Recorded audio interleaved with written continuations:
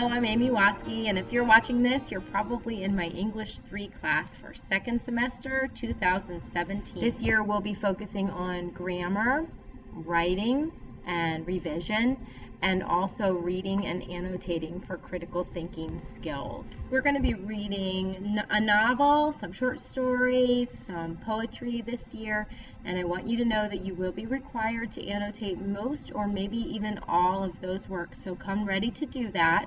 If you haven't done that before, or you don't really remember how, or you didn't do too well with it last year, don't worry, we'll review it all in the beginning of the year, but that will be something you're required to do for class. We will also be reading a play this year, most likely The Crucible.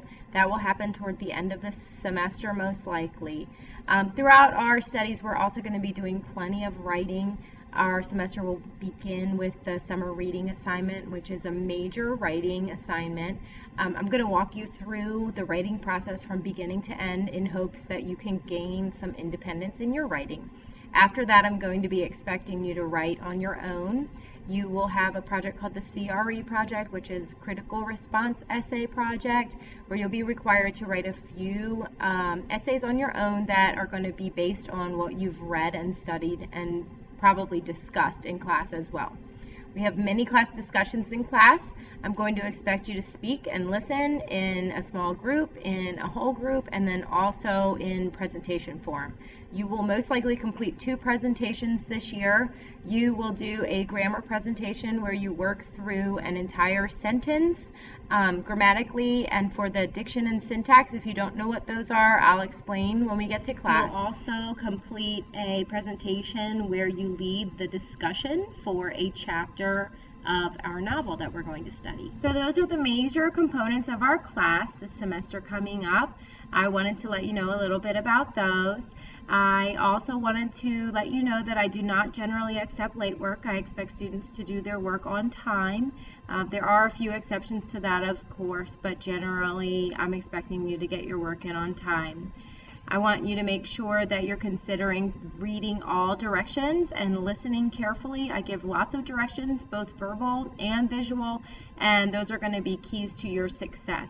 Make sure that you're taking notes, even if I'm not telling you to be taking notes. That way you'll know later exactly what we talked about, and you'll have the best chance at being successful. The most important thing that I require of you every day is that you come in with a positive attitude and you just do your best. I'm here before and after school. You can set up appointments with me if you need to come in for some help. The sooner you do that, the sooner we can get you back on track if you're off track, or get you ahead if that's where you want to be. With your writing and reading, I'm really wanting you to read at an adult level, at the level of somebody who's ready to move on to higher education or the workforce.